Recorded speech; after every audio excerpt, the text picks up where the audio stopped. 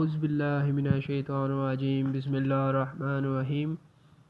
السلام علیکم پیارے دوستو، آج ہم بسم اللہ شریف کی فضیلت کے بارے میں آپ کو بتائیں گے۔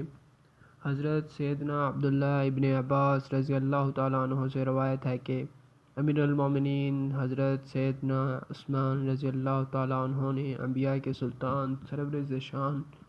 سردار دو جہان صلی اللہ علیہ وآلہ وسلم سے بسم اللہ الرحمن الرحیم کی فضیلت کے بارے میں پوچھا تو اللہ عز و جل کے پیارے محبوب حضرت محمد صلی اللہ علیہ وآلہ وسلم نے فرمایا کہ یہ اللہ عز و جل کے ناموں میں سے ایک نام ہے،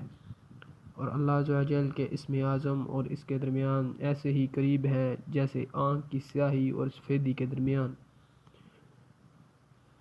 پیارے بھائیوں، اس اسم اعظم کی بہت سی برکتیں ہیں۔ اسم اعظم کے ساتھ جو بھی دعا کی جائے وہ قبول ہو جاتی ہے۔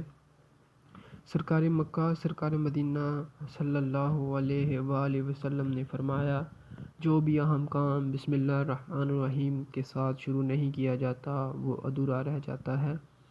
تو پیارے بھائیوں، ہمیں اپنے نیک کام اور جائز کاموں میں برکت داخل کرنے کے لیے بسم اللہ الرحمن الرحیم پڑھ لینی چاہیے، جیسے کہ کھانا کھلانا، پینا پلانا، رکنا اٹھنا، بیٹھنا، چلنا پھرنا، گاڑی چلانا، گاڑی سے نکلنا،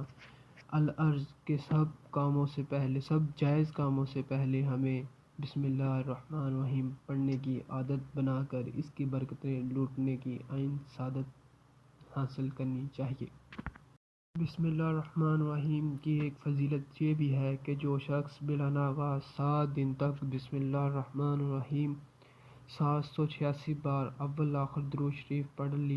لے، انشاءاللہ عز و جل اس کی ہر حاجت پوری ہو۔ اب وہ حاجت خواہ کسی بلائی کے پالنے کی ہو، یا برائی کو دور کرنے کی، یا کاروبار چلانے کی۔ یا رب مصطفیٰ ہمیں بسم اللہ الرحمن الرحیم کی برکتوں سے مالا مال فرما، اور ہر نیک اور جائز کام کی ابتدا سے پہلے بسم اللہ الرحمن الرحیم پڑھنے کی توفیق عطا فرما، آمین۔